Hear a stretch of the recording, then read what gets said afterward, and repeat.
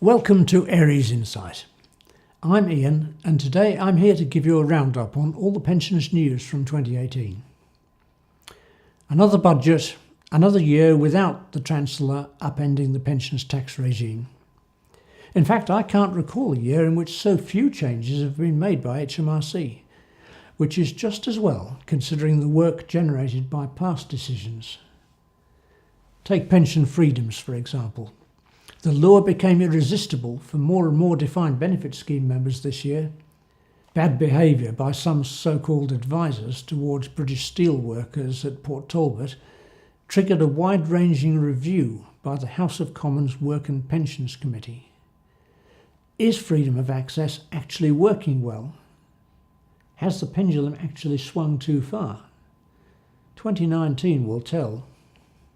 HMRC has plenty of work to be getting on with. This year they began the move from the increasingly ossified Pension Schemes Online platform to manage and register pension schemes. GMP reconciliation is nearing the end game, but in many schemes the result is a stalemate, so there is still a logjam to break. Others who thought that at last their GMP liabilities were sorted were sandbagged by the recent judgment in the Lloyds Banking Group case. There's no doubt that this has been a regulator's year. The two titans, the Financial Conduct Authority, FCA, and the Pensions Regulator, TPR, decided on a joint pensions strategy. An early result was their ScamSmart initiative, made all the more necessary by the flood of money freed from pension schemes and looking for new investments. The long wait to see how cold calling was going to be banned is nearly over. Draft regulations have been laid under the new Financial Guidance and Claims Act, but whether they end this avenue for fraudsters depends on how effective the Information Commissioner's Office proves to be. On past evidence, hundreds if not thousands of complaints will be required before the ICO finds the perpetrator. Protecting members and their pensions has been this year's main theme.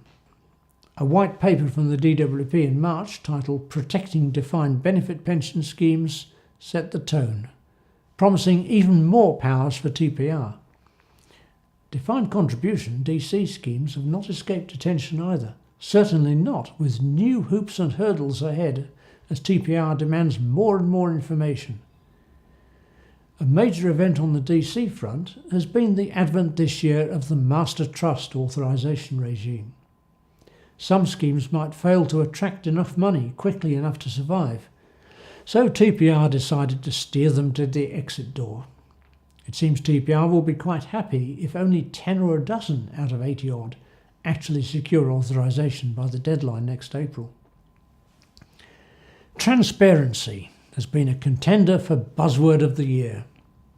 New disclosure regs require most DC schemes to set up a website where key information must be publicly available, not just to members.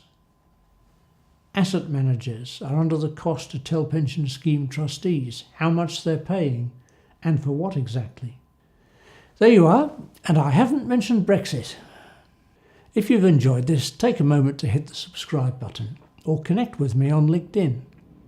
And if you'd like to know how we can help you with your pensions work, please drop me a line through the Aries Insight website.